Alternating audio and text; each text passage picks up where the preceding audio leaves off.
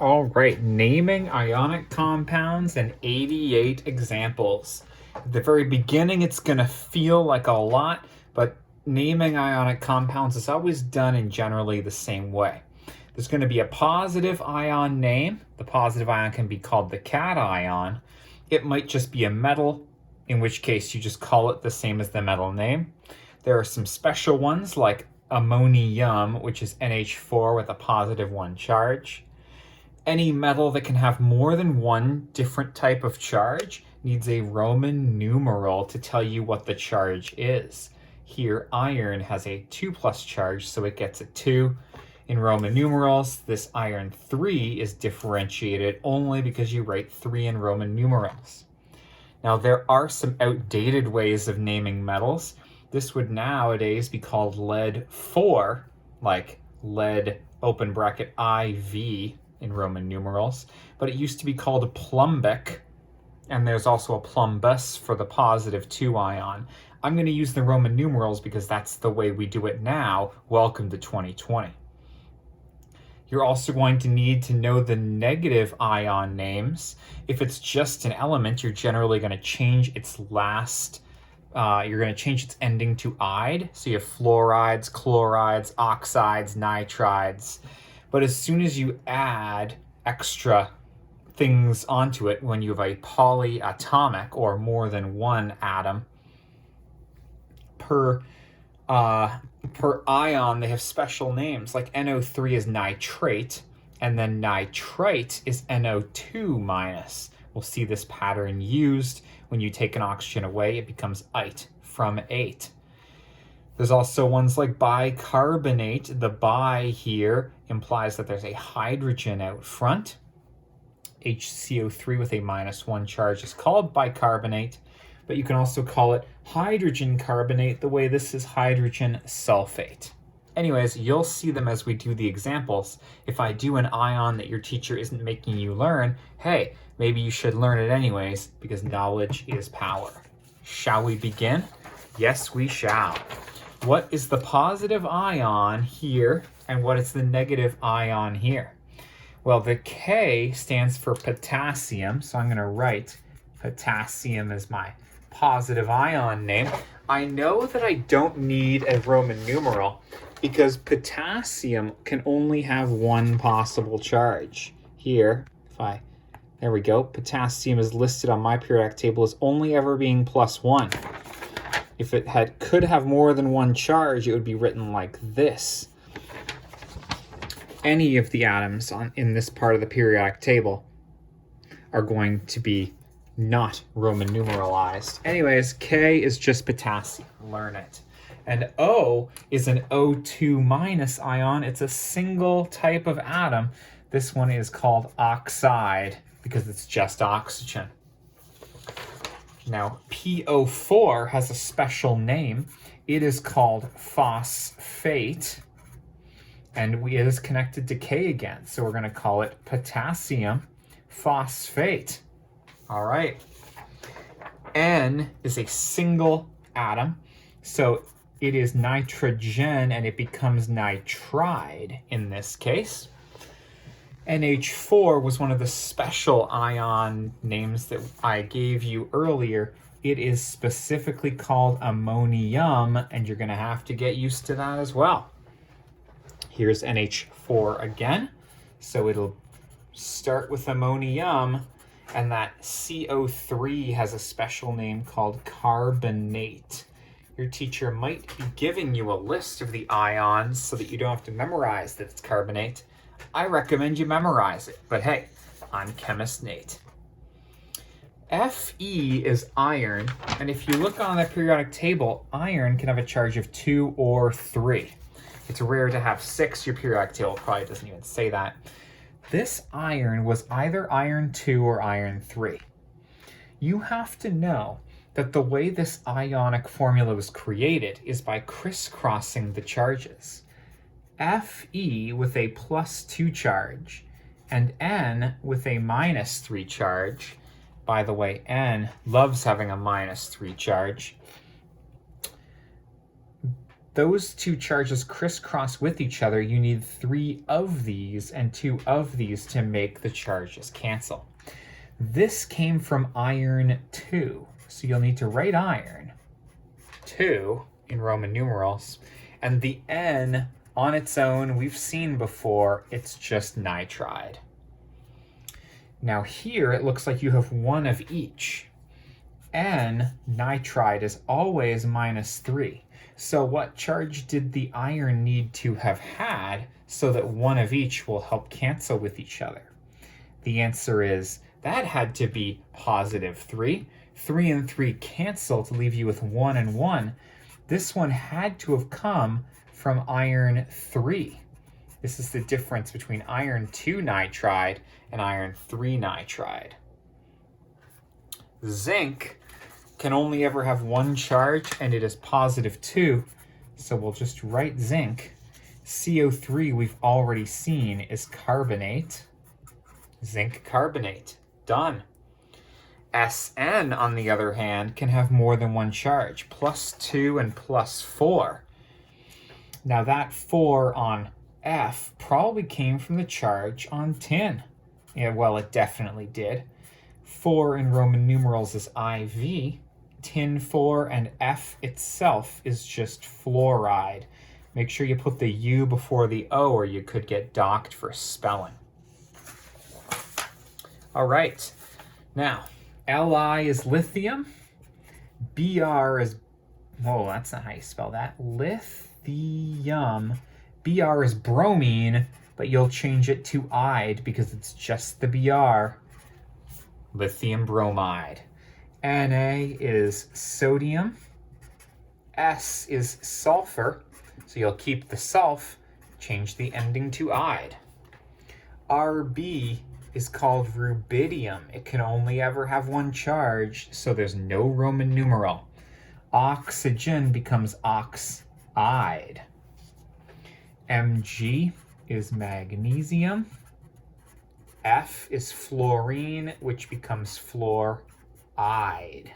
Nice. Magnesium again, Mg. This S is sulfide.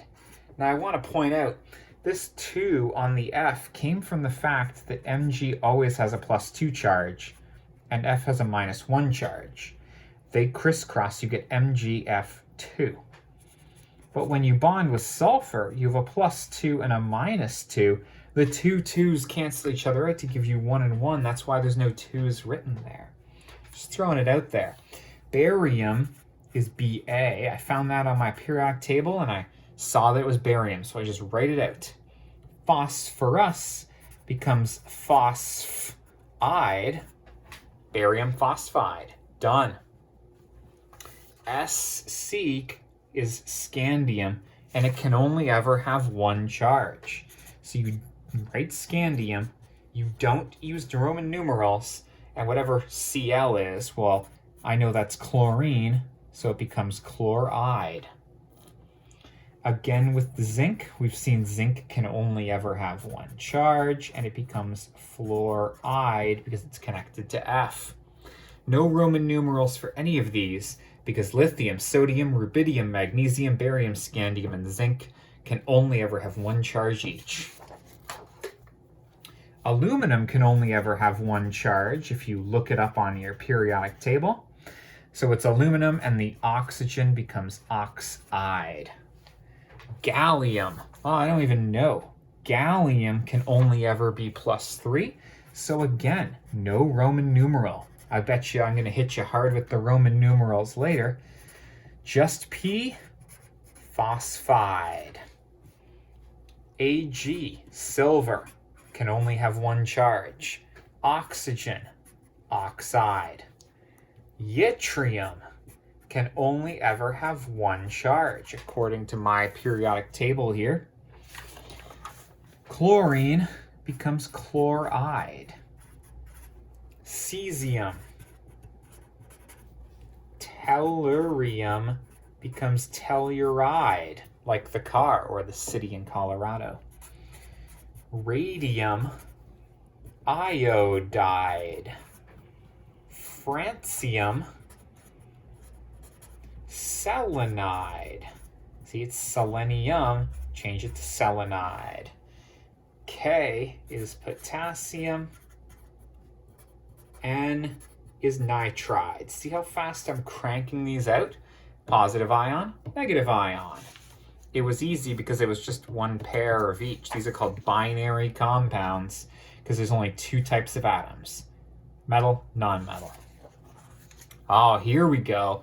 These I recognize as transition metals. Fe can have more than one charge. Sn can have more than one charge. Co can actually have more than one charge, even though it's not written on my table here. Nickel can have more than one charge. I'm going to have to write Roman numerals for all of these. Are you ready to come with me? This iron must have had a charge of 2 for that 2 to even exist there. So I'm going to write iron 2. This iron must have had a charge of 3. So I'm going to write iron 3. Both of these are connected to just F. So they are both fluorides.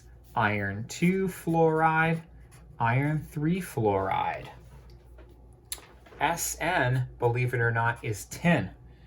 Tin can have a charge of 2 or 4. That's where that 2 or that 4 may have come from. The Cl here represents chloride. It's the difference between tin 2 chloride and tin 4 chloride right there. Co is cobalt. It can have a charge of 2 or 3 generally.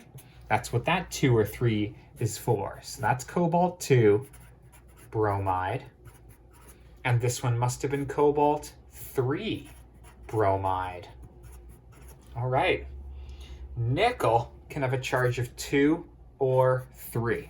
This one might be a little trickier. You'll have to know that N carries a charge of -3 with it. So for it to have canceled in this particular example, that would have had to have been +3. That 3 came from the -3 charge. That 2 would have come from the +2 charge. The charge on that nickel would have been +2, so it's nickel 2. Nitride.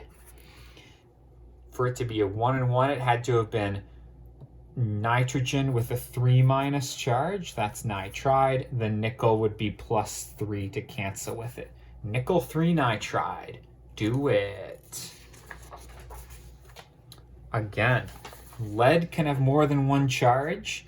Antimony can have more than one charge. Gold can have more than one charge. Chromium can. Copper can. Cobalt can. Calcium cannot. So this one's not going to have a Roman numeral. Let's start with that one. Ca is just calcium. This one is chloride for the regular Cl. All right, we got some more to do here, though. We've got lead connected to sulfide, but we don't know the charge of lead. Sulfur brings a charge of -2. And for this to have canceled to a 1 and 1, this had to have been +2 as well. This would have been lead 2 sulfide. Sulfur normally brings a charge of -2, but this one canceled to just 1. So what was this 2 originally if it canceled?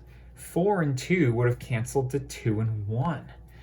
This one, even though there's a 2 written there, because it was connected to sulfur, and sulfur usually has a charge of -2, this one had to have been lead 4.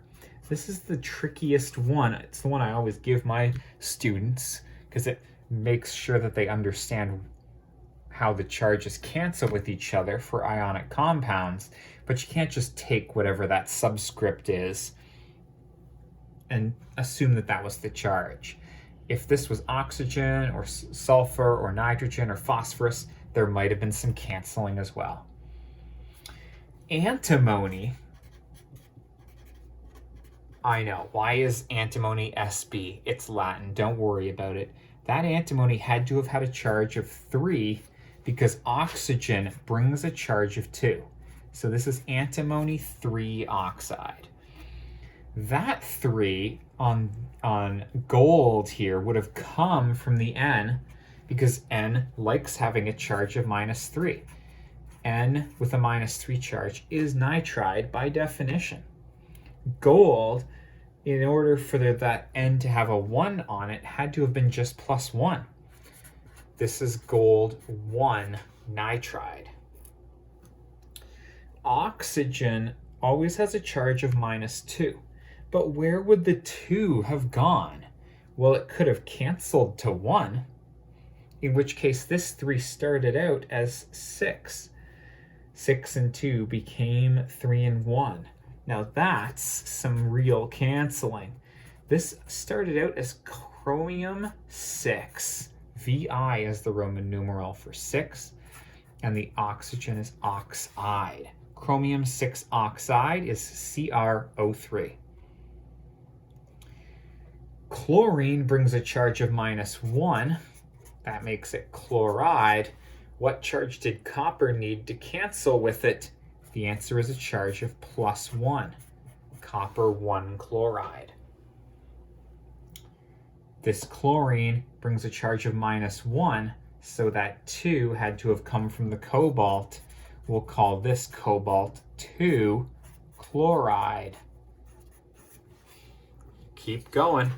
If the metal can have more than one charge, you have to tell people what the charge is. All right, now we got those polyatomic ions. NO3, as an ion itself, is called nitrate. That's worth memorizing. Li is lithium.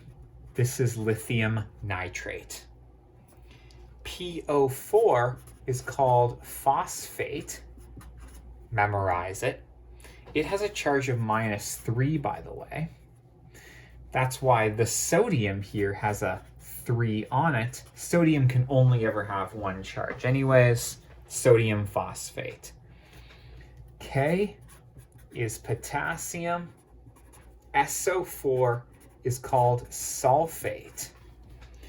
RB is rubidium. CO3 is carbonate. Mg is magnesium. ClO3 is called chlorate. Worth memorizing? I think so. ClO3 with a -1 charge. You know what? I should write out the other 2. Carbonate is CO3 with a -2. Sulfate is SO4 with a -2. BrO3 is called bromate. Ca is calcium. Nice. Zinc can only have 1 charge, so there's no Roman numeral. PO4 is phosphate. Y is yttrium. It can only ever have 1 charge. CO3 is carbonate. Love it. All right, we're going to keep going here. Al, aluminum. CO3, carbonate. If you're wondering about the extra 3 out here and the 2 here, it's because aluminum brings a charge of +3, and carbonate, CO3, brings a charge of -2. When they crisscross, you get Al2, and then this 3 comes down, but to show that it's different from that 3, you need to put CO3 in brackets. That's why it ends up being Al2, CO33. Sr is called strontium. It can only ever have 1 charge. Br3 is bromate. Have you memorized it yet? Probably not. Barium, sulfate, calcium, nitrate, scandium, phosphate, sodium, chlorate, calcium, carbonate, lithium, sulfate. Easy peasy. I want you cranking these out the way I am. Ooh, some new ions that you might not have seen before.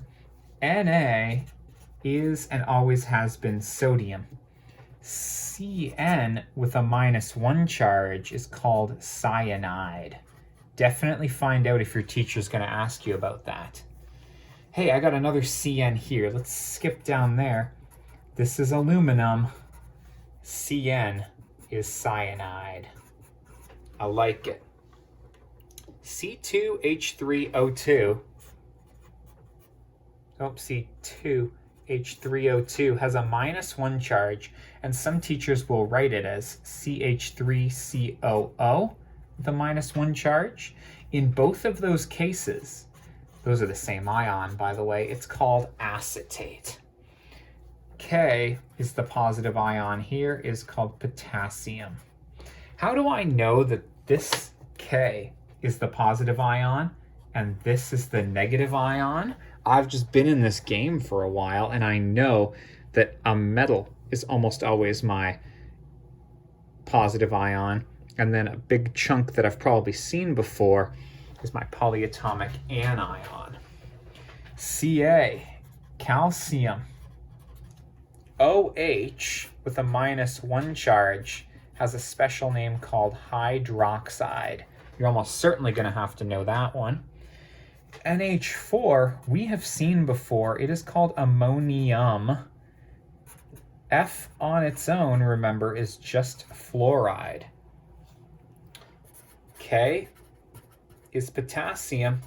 CH3COO. Oh, that's just another way to write acetate. Yes, these two are the same thing. RB is called rubidium. It is connected to OH. OH we've seen is hydroxide. NH4 we have seen is ammonium. S on its own we've seen is sulfide. Comes from sulfur, right? All right. Iron can have more than one charge. NO3 is nitrate, and it brings a charge of -1. That matches the one that's not written here. So that 2 had to have come from the iron. Iron 2 nitrate. This NO3 is probably an artifact of the fact that this is iron 3 nitrate. It's the only difference is the Roman numeral there. This 3 comes from phosphate, which is PO4 with a -3 charge. So that 2 came from the fact that it's tin 2 phosphate. And this 4 out here comes from the fact that this is tin 4 phosphate. Notice that it is PO4 in brackets both times because these are both phosphates. Yes. Here we have lead with carbonate. Now carbonate brings a charge of -2. Where did the 2 go? It must have canceled with what the lead brought. Similarly, this CO3 was -2. Where did it go when it crisscrossed? It must have canceled, which means that this 2 originally was a 4. This again is the difference between lead 2 and lead 4 carbonates. I know they're carbonate because it's CO3. CO3 with a -2 charge as the minus ion is always called carbonate. Similarly, cobalt with sulfate. Sulfate's -2. This had to have been +2 to cancel with it. Sulfate's -2, which is written, so that 3 had to have come down as written. This is the difference between cobalt 2 sulfate and cobalt 3 sulfate. All right, we're gonna keep on trucking. Now we're gonna get to what I call the trickiest bits of ionic naming. ClO3 is what we've already seen before. It is called chlorate. Note, it is not chloride. Chloride is if it was just Cl on its own. Now, when you take one oxygen away from an oxyanion like that, the ending ate generally becomes ite. You're going to want to memorize this change as well. Chlorate with one less oxygen makes it ClO2, which is called chlorite. And if you lose one more oxygen, it ends up becoming hypochlorite. ClO as a -1 ion is always called hypochlorite. One more oxygen compared to the ate means you have what we call a perate. In this case, a perchlorate. Note, ate becomes ite, ites become hypoites, and if you're adding oxygen, ate becomes perate. We're going to follow that pattern one more time. This is potassium sulfate. SO4 is by definition sulfate. One fewer oxygen makes the sulfate into a sulfite. One fewer oxygen than that makes it a hyposulfite. And one more oxygen than the ate makes it a persulfate. There you go. Same pattern. Always start with the ate and then build your other ion names from that. Shall we do a couple more? NO3 is nitrate by definition. This is magnesium nitrate. When you add an oxygen to the formula, you have to add per to the front of the ate. This is pernitrate. This too is actually one less than the ate, which means you're going to change its ending to ite. This is nitrite. One less oxygen than even that means you will add hypo to the beginning of the ite, hyponitrite. Love it. All right, we're gonna finish this off. BrO2 comes from BrO3. BrO3 is what bromate is. This is one less oxygen, so it is called bromite. Rb is rubidium, always has been. PO2 comes from phosphate. Phosphate, though, is PO4. So, if PO4 is 8, PO3 is ite, and PO2 is hypoite. PO2 is hypophosphite. Sr is strontium on the periodic table, and CO3 is, by definition, carbonate. CO2 as an ion, then, is called carbonite. Not to be confused with carbonite golf clubs. That's something different entirely. Wow, that was 88 examples of ionic naming. And I've done basically all the kinds of questions that I would ever ask my kids to do. That is under half an hour. Thanks for being with me. You're an absolute hero, and now an expert at ionic naming. Best of luck.